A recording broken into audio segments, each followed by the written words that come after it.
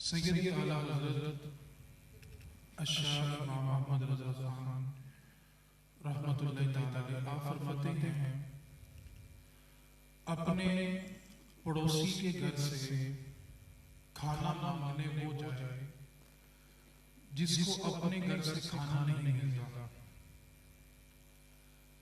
बाहर वालों से मशवरा वो मांगे जिसको घर में मशवरा देने वाला कोई बड़ा ना हो।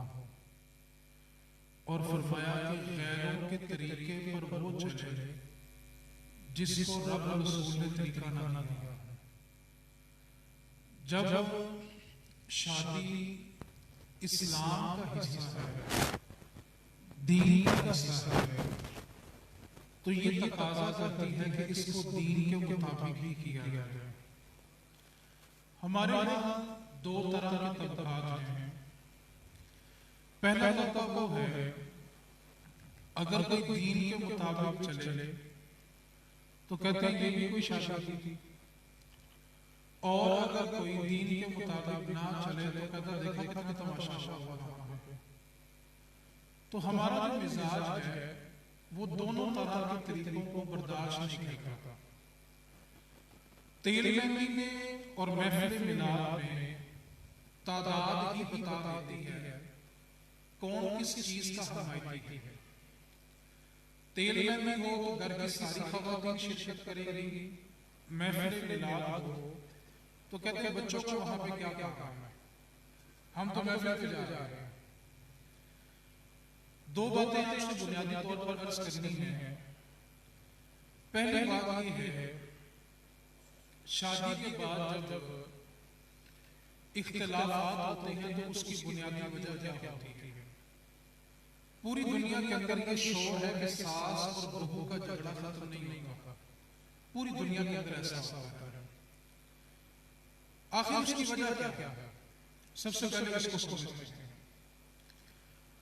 लड़के वालों की तरफ से जो जुल्म किया जाता है वो ये होता है, लड़की का सगा वालिद 40-50 साल मुशक्कत मजदूरी करने के बाद भी अपनी बेटी को वो सारी सहूलतें नहीं दे सकता जो दुनिया में मौजूद होती है। उसने 40-50 साल मेहनत की है, मुशक्कत की है, मजदूरी भी की है, लेकिन उसके बावजूद वो अपनी बेटी को सारी सहूलतें नहीं दे पाता। लेकिन वो जिंदगी की सारी सहूलतें अपने 22-23 साल दामाद से चाहता है। वो सहूलतें जो खुद उसको 50 साल की मेहनत के बाद भी नहीं दे पा रहा, वो चाहता है कि मेरी बेटी की शादी ऐसी जगह पर हो जिसकी उम्र भी 22 साल हो, और वो सारी सहूलतें जो मैं उसको 50 साल बाद भी नहीं दे पाया, उसको 22 साल के लड़के से वो सारी सहूलतें मिल गई। इस नुक्ते ने बहुत सारी बेटियों को घर बैठे बैठे उनके बालों में सफेदी उतार दी। सिर्फ ये है कि हमारे मिजाज के मुताबिक रिश्ता नहीं मिला। दूसरा जो लड़के वालों की तरफ से किया जाता है वो ये होता है, लड़के के अपने माँ बाप 40-50 साल जिंदगी गुजारने के बाद भी सारा खानदान एक जगह पर जमा नहीं कर पाते। कोई ना कोई नाराज रह ही जाता है। अच्छा, खुद उन्होंने 40-50 साल कोशिश की होती है, उसके बावजूद भी खानदान एक जगह जमा नहीं होता। और उनकी नीयत और सोच ही होती है कि जो बहू अभी आई है वो 6 महीने के अंदर सारे खानदान को एक जगह पे जमा करना है। हालांकि यही काम 50 साल बाद भी नहीं कर सकते, और अगर पहले 6 महीने में बहू ये काम ना कर सके तो घर में ये शोर शुरू हो जाता है कि इसने जिंदगी ऐसे गुजारी। हालांकि वही काम है जो खुद 50 साल की उम्र में नहीं कर पाए, और आने वाले से तवक्को ये होती है कि वो यही काम 6 महीने की मुद्दत में पूरा कर। ये है वो बुनियादी वजूहात जिसकी बुनियाद पर इख्तिलाफात जन्म लेते हैं, और हम बहुत जल्द एक दूसरे के बारे में बदगुमान हो जाते हैं।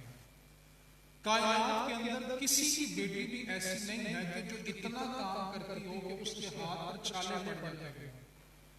आज हर बहू को यही मसला होता है कि मुझे काम बहुत करना पड़ता है। कायनात में किसी की बेटी ऐसी नहीं है कि जो इतना काम करे कि उसके हाथों पे छाले पड़ जाएं, लेकिन एक बेटी है जिसने इतना काम किया कि उसके हाथों पे छाले पड़े, और जब वो छालों वाले हाथ लेके बारगाह मुस्तफा में हाजिर हुई तो मेरे महबूब ने ये नहीं फरमाया कि फातिमा तुमने ये क्या किया, बल्कि फरमाया कि मैं तुम्हें ऐसी तस्बीह बताता हूं, तुम सोने से पहले पढ़ा करो, रब तुम्हारी सारी थकान को दूर कर देगा। लेकिन हम कहते हैं कि मेरी बेटी पे बहुत जुल्म हो रहा है, हम ये कहते हैं कि जी हमारी बेटी तो बेचारी जाकर फंस गई है। ये है शादीशुदा जिंदगी का एक पहलू कि जो बाप ने 50 साल बाद सहूलतें नहीं दी वो 22 साल दिमाग से करता है, और दूसरी तरफ क्या है कि जो अपने माँ बाप काम 50 साल की उम्र में नहीं कर सके वो चाहते हैं कि आने वाले बहू 6 माह में कर दे। दूसरा इख्तिलाफ का बुनियादी मसला, इतना दीन तो एक छोटे से बच्चे को भी पता है कि झूठ बोलने वाले पे अल्लाह की लानत है। लानत का मतलब ये होता है अल्लाह की रहमत से दूर हो जाना, सादा सा मतलब। अब लड़की वाले जब रिश्ता देखने आते हैं तो उनको बताया जाता है कि बच्चे का घर भी अपना है, कारोबार भी अपना है, उम्र 5-7 साल कम करके बता दी, मैट्रिक में बेचारा 4 बार फेल हुआ होता है, कहते हैं इसने बीए किया हुआ है।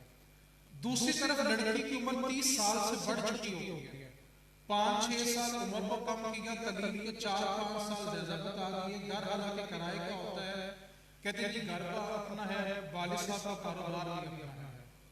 अच्छा दोनों तरफ झूठ बोल दिया, रिश्ता हो गया। अब मुझे बताएं जिस रिश्ते की बुनियाद अल्लाह की लानत में रखी है, फिर बाद में उस रिश्ते के लिए तवीज लेने से कुछ नहीं होता, उस रिश्ते के लिए फिर चिल्ले काटने से कुछ नहीं होता। यानी जिसकी बुनियाद आप अल्लाह की लानत में रख रहे हैं, आप क्या समझते हैं कि बाद में हम तवीज लेके आएंगे तो घर में सुकून हो जाएगा? आपने अल्लाह की लानत को दावत दी है अपने बच्चों के रिश्ते के लिए। जिस बंदे का इतना अकीदा मजबूत हो जाए कि जो मेरा नसीब है वो किसी को नहीं मिलेगा, वो कभी जिंदगी में झूठ नहीं बोलता, वो कभी किसी का हक नहीं मारता। मैं आपको सिर्फ जुमले में नसीब समझाना चाहता हूँ। अल्लाह ताला ने हम सब का नसीब लिख दिया हुआ है, किसको कितना कब और कहाँ मिलना है, लेकिन अल्लाह ने ये इख्तियार बंदे को दिया था कि तुमने अपना ही नसीब हलाल तरीके से खाना है, हराम तरीके से खाना है, इसका इख्तियार बंदे के पास है। हम जो भी लुकमा अपने मुंह में डालते हैं ना वो हमारा ही नसीब होता है, लेकिन वो हमने अपना नसीब हलाल तरीके से लिया कि हराम से लिया है, ये हमारी मर्जी है। जिस बंदे को ये बुनियादी चीज समझ आ जाए ना कि जो लुकमा मेरे नसीब का है वो कभी दूसरा नहीं खा सकता। हमने देखा होगा उसका बंदा खाना खा रहा होता है, करीब से कोई रिश्तेदार कोई दोस्त गुजरता है तो वो गुजरते गुजरते ना एक नवाला हमारी रोटी पे से खा जाता है। आप नसीब देखें सारी रोटी उसकी थी, लेकिन उसमें एक लुकमा उसके नसीब का नहीं था। ये नसीब है, आपके नसीब में आपके रब ने जो लिख दिया है वो सिर्फ और सिर्फ आपको मिलेगा, लेकिन वो हलाल लेना है कि हराम इसकी मर्जी आप पर है। तो दूसरी वजह जो होती है इख्तिलाफ की वो बुनियाद होती है झूठ की। तीसरी चीज, बहुत सारे घराने ऐसे होते हैं जहां पे हर बात का एक्शन लेने का मिजाज होता है। आप मुझे बताएं अगर सगी बेटी दिन में 10 बार गलती करती हो तो मुझे बताएं कौन सा बाप ऐसा है जो अपनी बेटी को बुलाना छोड़ देगा? कौन सा बाप ऐसा है जो अपनी बेटी को गलत लहजे से बुलाएगा? कौन सा बाप ऐसा है जो अपनी बेटी से ये कहेगा कि तुम यार तुम शर्म नहीं आती? जब आप अपनी बेटी से ये नहीं कह सकते तो आपके घर आई किसी की बेटी नहीं है। हम एक जुमला बोलते कि तियां सांझियां होंदियां ने, हम झूठ बोलते हैं।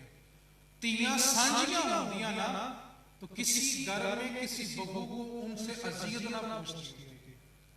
सबसे पहले हमें इस जुमले की इस्लाह करनी पड़ेगी कि तियां सांझियां होंदियां ने कि नहीं होंदियां। दूसरी तरफ एक हदीस है, अगर आप सिर्फ उसको समझ लें तो गुफ्तगू को आगे लेके चलते हैं। नबी पाक सल्लल्लाहु अलैहि वसल्लम ने एक जुमले के अंदर मियां बीवी को समझा दिया कि आपने क्या करना है। नबी पाक सल्लल्लाहु अलैहि वसल्लम ने इरशाद फरमाया कि बीवी के लिए जन्नत उसका शौहर है और शौहर के लिए जन्नत उसकी मां है। एक जुमले में सारी बात समझ आ गई। कायनात का सबसे बड़ा बदबख्त बंदा भला कौन सा होता है जो कहता है कि मैंने मां और बीवी को बराबर रखा हुआ है। वो जब रब ने बराबर नहीं बनाया तुमने बराबर कैसे कर दिया? जिस रिश्ते को कभी रब ने बराबरी नहीं दी, उसके रसूल ने कभी बराबरी नहीं दी, तो आपने कैसे कह दिया कि मैंने सबको बराबर रखा हुआ है? बीवी जब इस बात पर राजी हो जाएगी ना कि मेरी जन्नत मेरे शौहर में है, वो कभी भी वो काम नहीं करेगी जिससे उसके शौहर को अज़ियत होती हो। वो कभी भी ऐसा जुमला नहीं बोलेगी जिससे उसके शौहर को अज़ियत होती हो। और जब शौहर को पता चल जाए कि मेरी जन्नत मेरे मां के कदमों के नीचे है, तो कभी भी ऐसा कदम नहीं उठाएगा कि मां को अपनी ही बहू के आगे शर्मिंदा होना पड़े। सबसे बड़ा बदनसीब बेटा जो ये कहे कि मैंने मां और बीवी को बराबर रखा हुआ है। ये इख्तिलाफात की बुनियादी वजूहात। दूसरी और आखिरी बात करके मैं गुफ्तगू समेटना चाहता हूं। कौन कितना दीनदार है, कौन कितना अपने नबी के दीन को पसंद करता है, इसका पता शादी पे चलता है। आम दिनों में सारे मुफ्ती होते हैं, लेकिन असल मुफ्ती कौन है, असल आलिम कौन है, असल दीनदार कौन है, इसका पता शादी के मौके पे चलता है। जो बंदा दीनदार कहलाता हो, अगर उसकी घर की औरत पर्दा कर ले शादी के मौके पे तो वो दीनदार है। और अगर उसके घर में रहने वाली औरत बगैर दुपट्टे के शादी हाल में घूमे तो वो तसव्वुर कर ले कि वो दीनदार नहीं है। क्योंकि दीनदारी की पहचान असल में शादी के मौके पे होती है।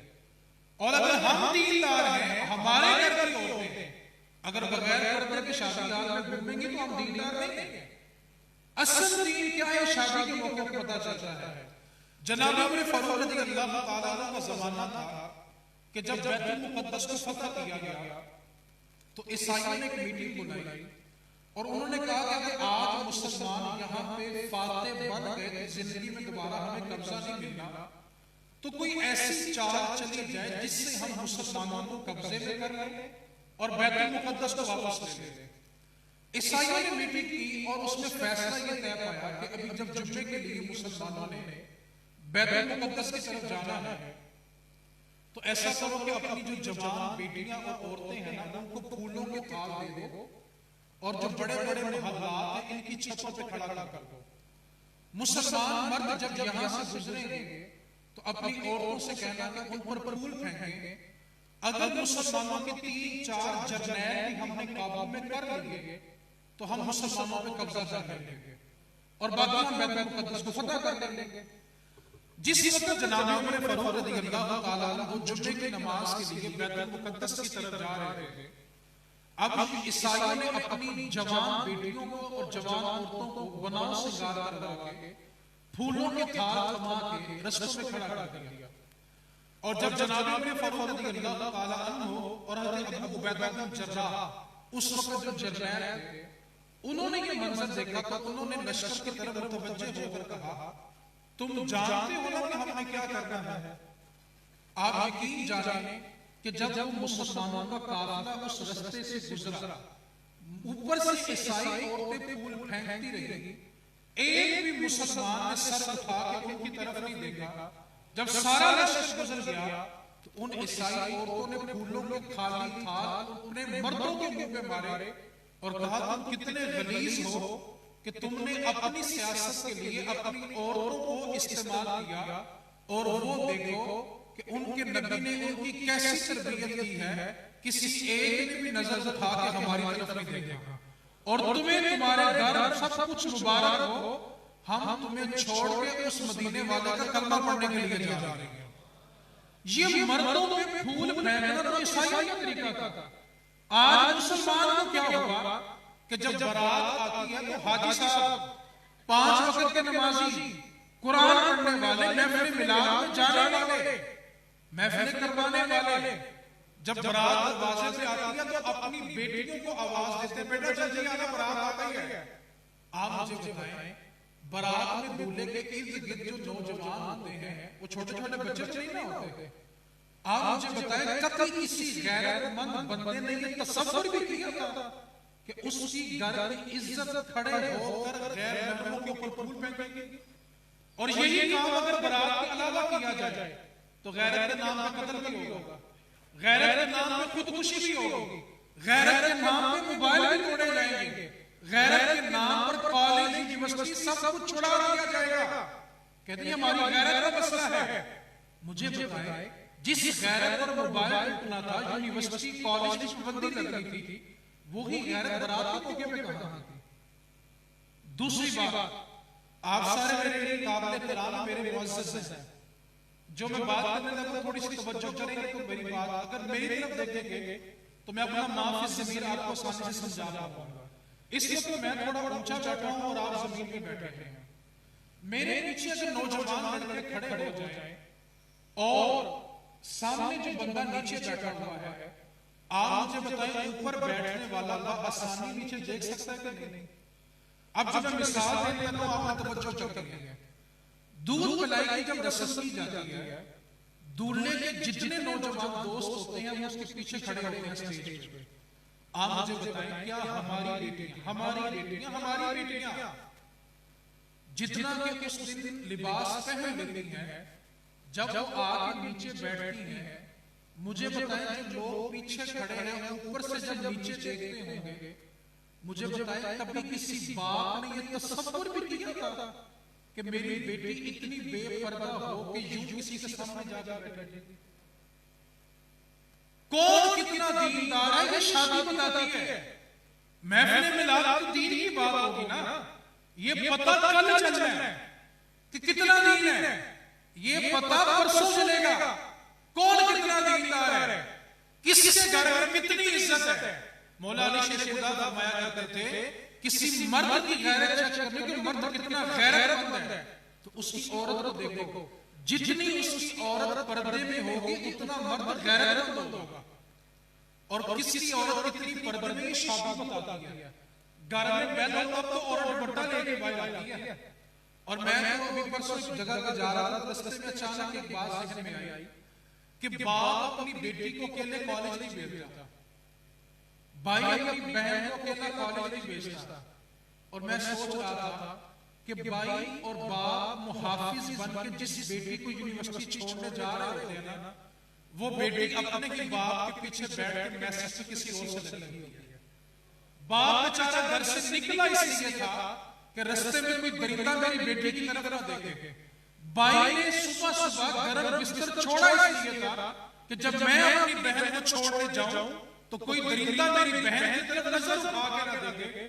वो आगे बेचारा बड़ा पहलवान बन के अपनी बहन का मुहाफिज बन के अपनी बेटी का मुहाफिज बन के मोटरसाइकिल चला रहा होता है और उसकी नजरें चारों तरफ जा रही होती हैं कि मेरी बेटी या मेरी बहन में तो गंदी निगाह से नहीं देख रहा। और वो कितनी बड़ी जालिम औरत है जो उसी के पीछे बैठ के किसी और को मैसेज कर रही है। कितना बड़ा जुल्म अलविया है हमारे लिए। आपसे मैं अगली बात करना चाहता हूं, दूध पिलाई तो आपने कर ली, लेकिन कभी सोचा कि गैरत का जनाजा किसने निकाला? क्या कभी किसी बाप ने तसव्वुर भी किया था कि उसकी बेटी यूं बेपर्दा होगा किसी के सामने बैठी होगी? और मजे की बात अलग है, अगर ये रस्म ना करो क्या कहते हैं भी कोई ब्याह सी, यानी आप यहाँ पे बेतहाशा महंगाई कर रहे हैं और गैरत उठार के कह रहे हैं तो लोग आपसे राजी हैं। एक हदीस पाक को सुने, बिलखुसूस खवातीन सुने। नबी पाक सल्लल्लाहु अलैहि वसल्लम ने इरशाद फरमाया कायनात का सबसे बड़ा बदनसीब शख्स होता है जो किसी की दुनिया बनाने के लिए अपनी आखिरत को तबाह कर दे। यहां पे क्या हो रहा है? घर का सरबराह क्या कहता है? तवज्जो मेरी तरफ करें, मेहरबानी करके थोड़ी देर के लिए फोन छोड़ के मेरी भी सुन लें यार, मैं भी बड़ा मजबूर हो गया है यार, थका हुआ था। मेहरबानी करें, मेरे जेब में दो फोन आ रहा है, कब से वाइब्रेशन शुरू होती है, लाइट भी जल रही है। मेहरबानी करें थोड़ी तवज्जो मेरी तरफ करें।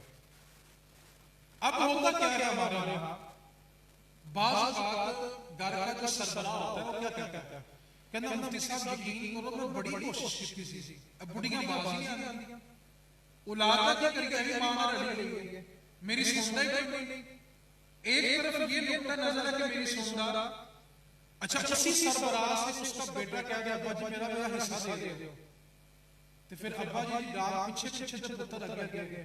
फिर पूछो कहता है ले मेरे आगे कौन बोल सकता है? अच्छा, जायदाद का मसला हो तो मेरे आगे बोल सकता, कारोबार का मसला हो तो मेरे आगे बोल सकता, और घर में नाच नाच के फर्श तोड़ लो, मैं नहीं कर सकता, मेरी सुनता कौन है? मतलब क्या हुआ, किसी को मौका देना चाहते हैं?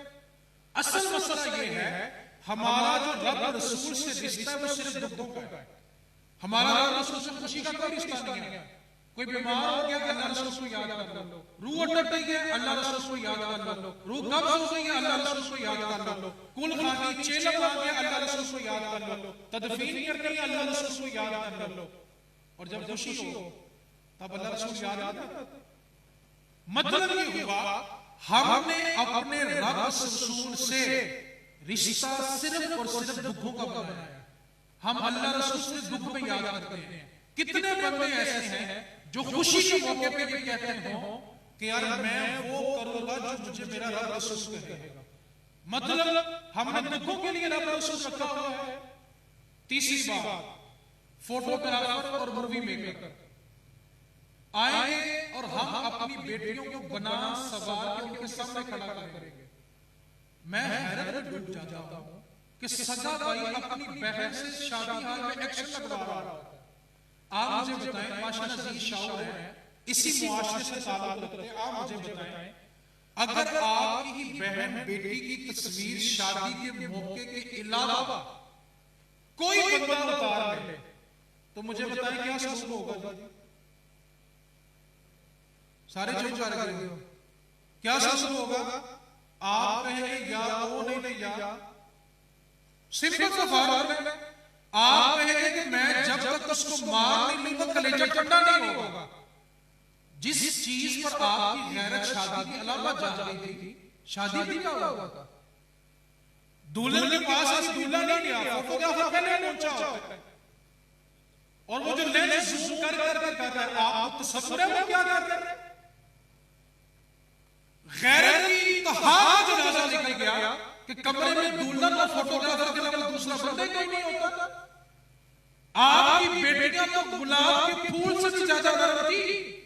आपने तो सारी जिंदगी अपनी बेटी को कहते स्कूल नहीं भेजा, कॉलेज नहीं भेजा, यूनिवर्सिटी नहीं भेजा, कभी अपने ही भांजे भतीजे के साथ इत्तेमाद करके उसको कहीं नहीं भेजा। आज अब क्या हुआ कि आपकी बेटी एक अजनबी के साथ अकेले कमरे में खड़ी है। आप इसको खुशी का नाम दे रहे हैं, आप गैरत का जनाजा निकाल रहे हैं, और समझते क्या है ये सब कुछ करके हमारे लिए बड़ी बरकत होगी। सबसे बड़ी ज्यादती मां बाप करते हैं जो अपने बच्चों को ऐसे मौकों पर मजबूर करते हैं। अब तो हैरत इंतहा ये हो गई है, मां सगी बेटी का बाजू पकड़ के खींच के लाती है कि तू क्यों नहीं नाच रही? सारी गजलें नाच रही, तू क्यों नहीं नाच रही? तू शुक्र अदा नहीं करती कि अल्लाह ने तेरी बेटी को गुनाह से महफूज रखा हुआ है। सबसे बड़ा अलमिया ये है कि जो मर्द गैरतमंद होता है, मुहाफिज होता है अपने घर का, शादी भी उसको क्या किया जाता है? जब शादी दीन का हिस्सा है तो ये तकाजा करती है कि दीन के मुताबिक हो। लेकिन हम तकरीरें सुन लेते हैं, महफिल मिलाद करवा लेते हैं, अभी ये महफिल हो गई है, बरकत शामिल हो गई होगी, अब हम 3 दिन कुछ भी करें, हमसे कौन सा किसी ने पूछना? बेटी को बाप रुखसत करता है ना, कुरान का साया देके रुखसत कर रहा है। आप उससे पूछो भी कुरान का साया क्यों दिया, तो एक ही जवाब आता है, जी कुरान की बरकत होगी तो बेटे की जिंदगी में सुकून होगा। अगर कुरान सर के ऊपर हो तो इतनी बरकत है, वो कुरान सीखने के अंदर हो तो कितनी बरकत होगी। कुरान क्यों नहीं दिया? ये कोई दीनी रसूल से नहीं है, लेकिन दे दिया, गुनाह नहीं है, ठीक है, जायज है। ऐसे में हिंदुआना रसूल थी कि हिंदू जब अपनी बेटी को रुखसत करते थे तो उनके सर पे गीता रखते थे जो उनकी मजहबी किताब है।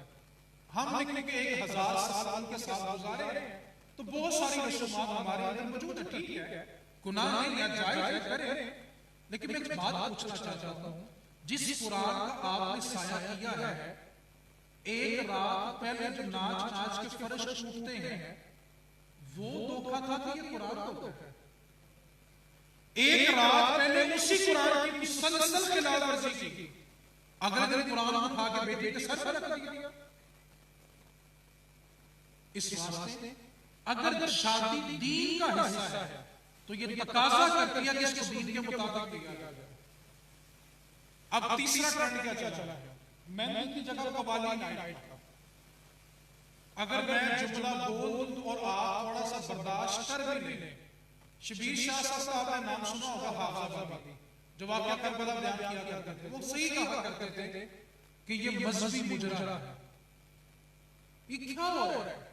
कभी किसी ने तसव्वुर भी किया था कि हमारी बेटियां स्टेजों पे जाके मोड़ निछावर करेंगी, दूल्हे की बहनें बन सफर के ढोल वाले में जाके वेले दे रही हो? क्या लगता है आपको? क्यों घर की इज्जत का सरेआम तमाशा बनाया जा रहा है? आपकी पहचान अगर मजहबी है, आपको लोग मुअज़्ज़ज़ तसव्वुर करते हैं, तो आपका हक बनता है कि आपकी खुशी भी वैसी हो जैसे सब रसूल चाहते हैं। अच्छा, मजे की बात वाला क्या है, अभी तकरीर के बाद सबसे बड़ा लगता है ना, यार मौलवी साहब की गल्ला ठीक सी, अगर ठीक सी तो मानते क्यों नहीं? अपने अपने घर से अप्लाई क्यों नहीं करते? तो मेहरबानी करें, शादी के हर उस काम से बचें। पांचवी रस्म आपने इंसाफ करना है, जब बारात दाखिल होती है, जो बेटियां रास्ता रोकती हैं, उन बेटियों के साथ दूल्हे के दोस्त मजाक करते हैं, आप मुझे बताएं, आप बताएं, अगर यही काम शादी के अलावा हो तो क्या ख्याल है? अगर शादी के अलावा गैर है तो शादी पे क्या है? मेहरबानी करें, अपने बच्चों की बुनियाद गुनाह में न रखें, फिर किसी किस्म से तमीज काम नहीं करते। फिर लोग लगा है कि बाबा जी तू ये ना समझ गया, असर ही कोई नहीं होगा। जब बुनियाद ही आपने इन कामों में रखी हुई है, तो मेहरबानी करें, अपने बच्चों को अगर खुशियां दे देंगे ना, खुशियां महफिल करवाने का मकसद तब पूरा होगा कि जितने घर के इस घर के अफराद आना, कल वो अपनी औरतों से कह दे कि तुमने बगैर बर्थडे के शादी आगे नहीं जाना, मजेदार फिर आना, पता चले कि आपने महफिल करवाई थी, आपने दीन समझा, उस पर अमल किया है। अच्छा, सारे क्या कहेंगे? यकीन करो बड़ी कोशिश की, मानती कोई नहीं। और भाई आप घर के सरबराह हो, ये लोग परवरिश में आपके मुताज हैं, ये क्या कहेंगे कि मेरी सुनने कोई नहीं है? आप घर के सरबराह हो, और अगर आपकी कोई नहीं सुनता ना, तो कुरान करीम का फैसला कू अनफुसकुम व अहलीकुम नारा, ऐ ईमान वालों, अपने आप को और अपने घर वालों को जहन्नम की आग से बचाओ।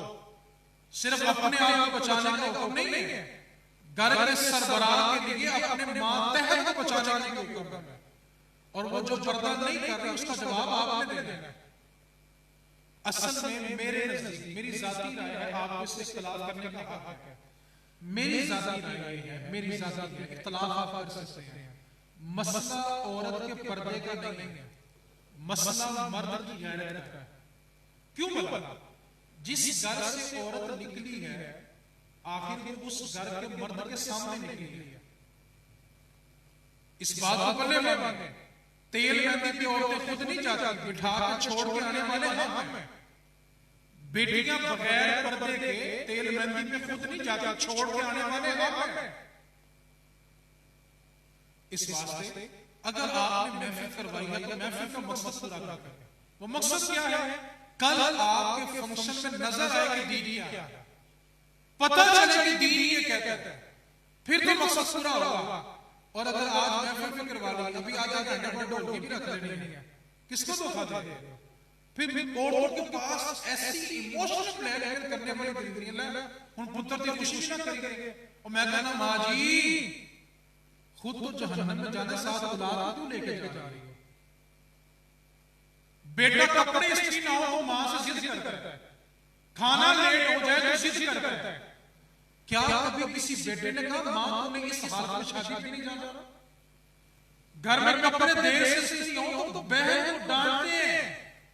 क्या कभी किसी भाई ने ये गैरत का इजहार किया कि तुमने इस हालत में शादी पे नहीं जाना? असल मसला औरत के पर्दे का नहीं, मर्द की गैरत का है। और मजे की बात बताऊं, जिस घर में शादी होती है ना, सबसे ज्यादा बेपर्दगी भी उसी घर में होती है।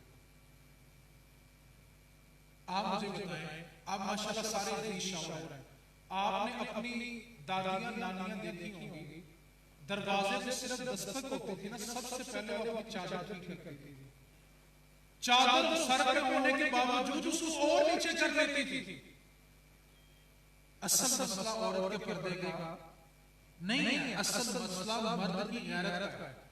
मर्द की गैरत का अंदाजा उसकी औरत के लिबास से होता है। और मजे की बात बता कि बड़े बड़े दीनदार घराने हैं, शादी मौके पे दीन नहीं होता। हमने उलमा की शादियां ऐसी देखी हैं जहां पंजाबी गाने लगे होते हैं, जाके बंद के गाने पड़ते हैं। उनको उलमा साहब और कोई गंदा नहीं की करिए, कितना ना करिए। इब्लीस से भी डराना है, खुदा को सजदे भी हैं, क़यामत वाले जज़ा से मांगेंगे। 5 बातें की आखिरी बात, उसके बाद दुआ करने के लिए जा रहा हूं। हमारे भाषा में जुमला बोला जाता है कि जहेज एक लानत है। क्या बोलते हैं? ये जुमला बोलना गलत है। जहेज वो वाला लानत है जिसका मुतालबा लड़के वाले करे। जो चीज बाप अपनी हैसियत के मुताबिक, मैं ये जुमला बोलने लगा हूं, असल में हुआ कुछ यूं कि जिनको अल्लाह ने वसाइल दिए हैं उन्होंने शादियां कुछ इतनी महंगी कर दी कि गरीब बंदा जो है उसकी बेटी बेचारी बेबस हो जाती है और उसके दिल में एक आग लग जाती है, काश मेरे बाप के पास होता तो मेरी शादी भी ऐसी होती। असल में जो मैं बात करने लगा हूं, ख़वातीन थोड़ी सी इस पर तवज्जो करें। बाप ने अपनी हैसियत के मुताबिक अपनी बच्ची को सामान लेके दे दिया। आप अपने खानदान को बुला के जब दुल्हन के कमरे में जाके उसका सामान दिखाती है ना, तो इसका मतलब है कि आप उसके बाप के मुंह में तमाचा मार रही हैं। आप अपने खानदान को ये बताना चाहती है कि बहू मेरा ये सामान लेके आई। क्या जरूरत है किसी को बताने की कि बाप ने बेटी को क्या दिया है? सबसे गंदी रस्म जो शादी के मौके पर होती है वो ये है, बेटी का सामान तैयार हो गया है, सारे रिश्तेदारों को बुलाओ, सामान देख ले, फिर हमने दूल्हे वालों के घर भेजना है। दूल्हे वालों के घर पहुंचा, सबको बुलाओ कि सामान देख ले, फिर हमने गैलरी में रखना है। आप क्या साबित करना चाहते हैं? उस बात को आप जलील करना चाहते हैं? आपको किसने प्यार दिया कि किसी के बाप की आप यूं तजलील करें? आप जानते हैं जिसने अपने जिगर का टुकड़ा आपको दे दिया है ना, उसके घर में सबसे कीमती चीज वो होगी। जिसने अपनी बेटी का हाथ आपके हाथ में दे दिया है ना, उसके घर में पलने वाली सबसे कीमती चीज उसका कोई फूल था जो उसने आपके घर में भेज दिया है। आप क्या साबित करते हैं किसी को सामान दिखा के कि मेरी बहू क्या लेके आई है? सास की बहनें आ जाए, सास की और भी मिलने वाली खवातीन आ जाए तो स्पेशल बहू के कमरे में लेके जाती हैं, जी मेरी बहू ये लाई है। आप क्या साबित करना चाहते हैं? आप क्यों किसी के बाप की तमाशा करना चाहते हैं? सामान बना लिया, बेटी को रुखसत कर दो, बेटे वालों के घर सामान पहुंच गया, छुपा के रख दो। आप जानते हैं कि जब आप किसी को सामान देखने के लिए बुलाते हैं, उन सामान देखने वालों में वो यतीम बच्ची भी होती है जो सामान देखती है तो घर जाकर चीख चीख के रोती है, काश आज मेरे सर का साईं सलामत होता तो मुझे भी इतना सामान दे के रुखसत करता। आप जानते हैं उन सामान देखने वालों में वो बच्ची भी होती है जिसके पास उसकी मां नहीं होती और वो घर जाकर रोती है, काश आज मेरी मां होती तो मुझे भी इस तरह का सामान बना के देती। नबी के पाक सल्लल्लाहु अलैहि वसल्लम की बात में एक सहाबी खड़े हुए, अर्ज़ किया या रसूल अल्लाह, मेरा बेटा 3 दिन से गुम है और मां रो रो के निडाल है, 3 दिन से मैंने कुछ नहीं खाया, आप दुआ करें कि मेरा बेटा मिल जाए। हुजूर ने अपनी दुआ के लिए हाथ नहीं उठाए। एक और सहाबी खड़े हुए, अर्ज़ किया या रसूल अल्लाह, इसके बेटे को भी अभी फलाने बाग में खेलता हुआ देख आया। अब सहाबी ने जुमला सुना तो भागे, नबी पाक में इसको रोको, इसको वापस बुलाओ। वापस बुलाया तो कहा बड़ी जल्दी है, अर्ज़ किया था 3 दिन का बिछड़ा बाप की शफ़क़त तो आप जानते हैं, मां घर में नहीं डाल है। मेरे महबूब ने फरमाया कि तुझे रोकने का भी मकसद था, अर्ज़ किया का हुक्म फरमाया। फरमाया कि जब तुम बाग के किनारे जाओ, अपने बेटे को दूसरे बच्चों के साथ खेलता हुआ देखो, तो जो उसका नाम रखा था उस नाम से उसको पुकारना है, बेटा कह के नहीं पुकारना। साहबी ने अर्ज किया, अगर मैं बेटे को बेटा कह दूं तो क्या क्या बात है?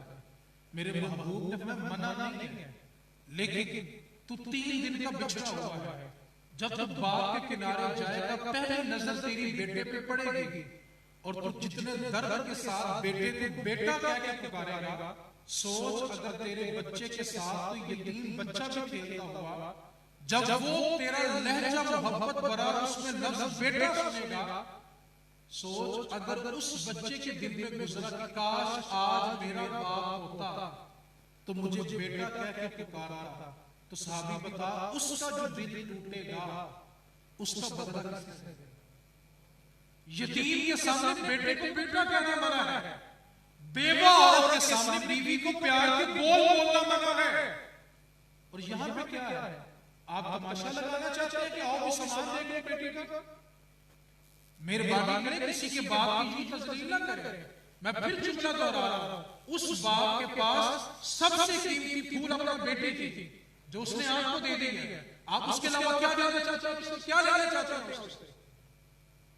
जहेज लानत नहीं है, जहेज वो लानत है जिसका मुतालका बेटे वाले करें, वरना मेरे बाप ने सैयदा ज़हरा पाक को जहेज दे के रुखसत किया।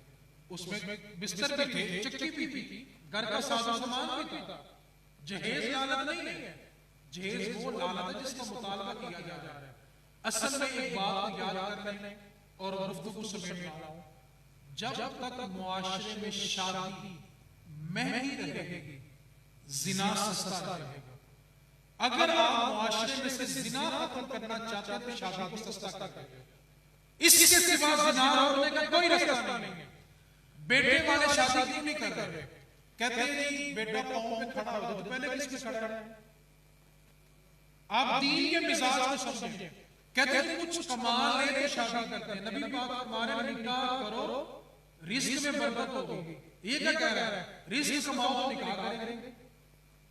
बेटी वाले क्या कह रहे हैं कि बेटी निकलेगी, जहेज बनाएंगे, फिर बेटे को रुखसत करेंगे, वरना सारी जिंदगी बेटे को ससुराल में ताने सुनने को मिलेंगे। बेटियां घर बैठी हैं, चांदी सफेदी बालों में उतर आई। मैं एक मिसाल देने लगा, आप माशाल्लाह सारे कारोबारी बंदे बैठे हुए हैं, आप मेरी मिसाल को बड़ी जल्दी समझ जाएंगे। तवज्जो करेंगे तो मिसाल जल्दी समझा के गुफ्तगू से बैठ सकता हूं।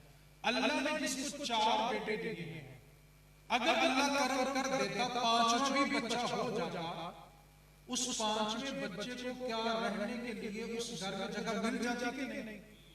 जरा पीछे वाले बड़े नाराज हो गए हैं। जगह मिलती कि नहीं मिलती? पहनने के लिए कपड़े, खाने के लिए रोटी। मतलब ये हुआ कि जिसके 4 हैं, अगर 5वां हो जाता तो घर भी मिलता, रोटी भी मिलती, कपड़े भी मिलते।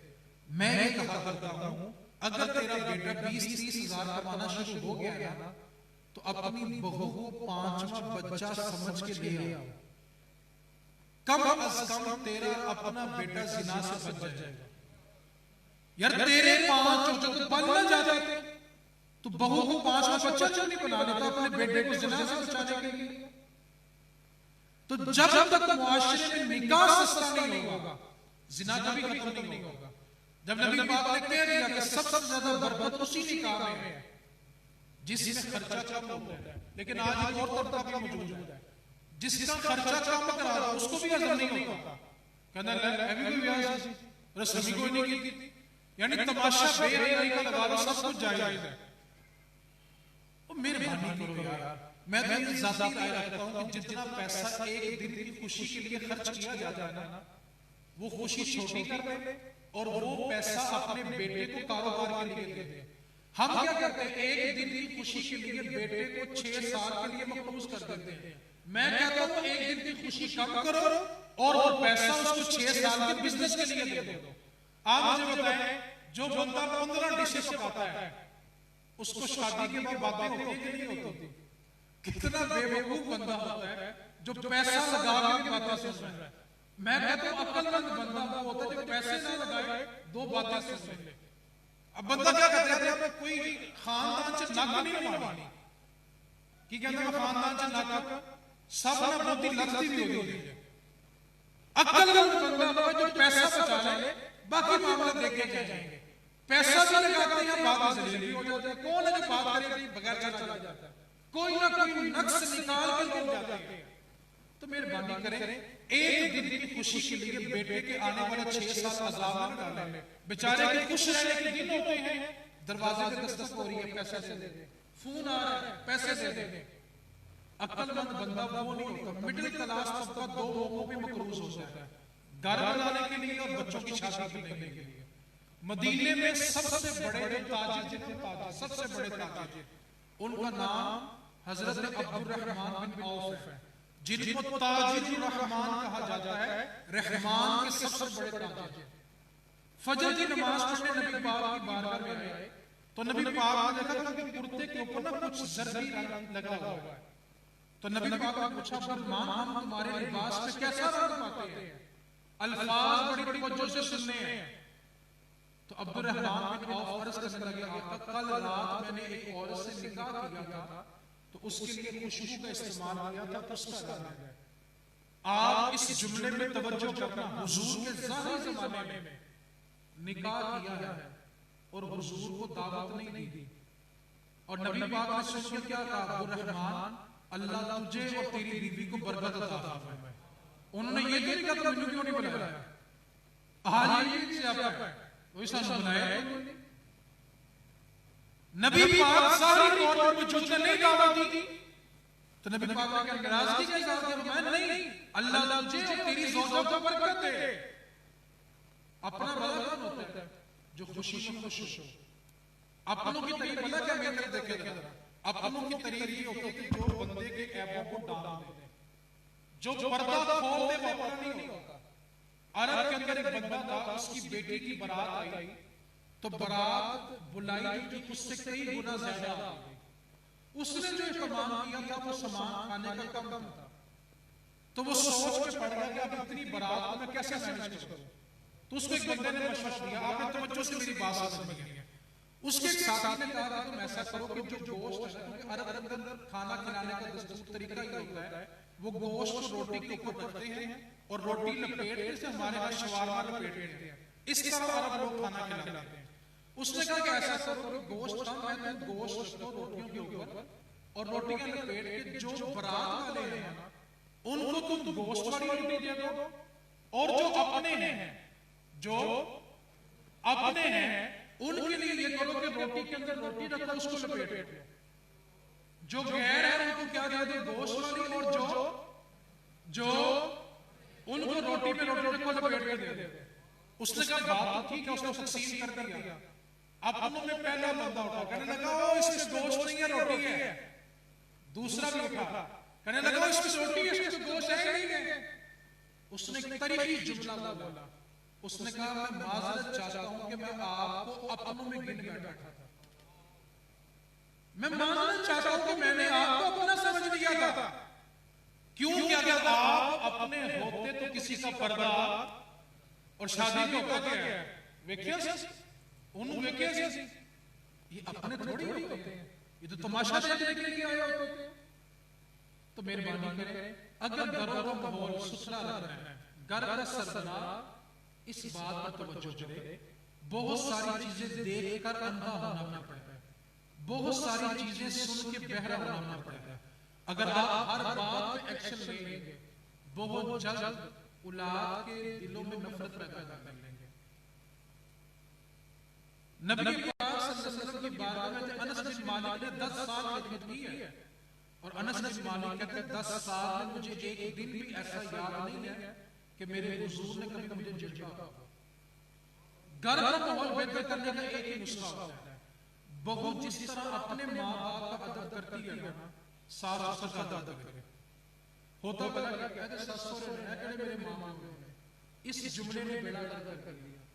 अगर वो समझ लेते कि इस इनके कदमों के नीचे मेरे शौहर की जन्नत है, वो कभी ये जुमला ना बोलती। उसको पता होता कि मेरे शौहर की जन्नत है और मेरी जन्नत मेरे शौहर में। बहू ने उनको माँ बाप की समझा, और दूसरी तरफ भी ऐसा ही हुआ कि सास ससुर ने उनको बेटियां नहीं समझा। जिस तरह अपनी बेटी झिड़की नहीं ना जाती, इसी तरह आप करें। और जिस तरह बच्चे अपने माँ बाप का गुस्सा नहीं ना करते, जिस दिन वो ये सोच लेंगे ना कि हमारे माँ बाप हैं, उस दिन साथ भी हो जाएंगे। मेहरबानी करके जितनी बातें मैंने अर्ज की हैं यकीनन सख्त है, मैंने फिर भी करनी ही थी। आप सुनते फिर भी करनी थी, ना सुनते फिर भी करनी थी। आप खुश होकर सुने फिर भी करनी थी, खुश होकर ना सुनते मैंने फिर भी करनी थी। ठीक है, अब मैंने कर तो नहीं है, अब अल्लाह ताला हम सब अमल भी कर रहे हैं।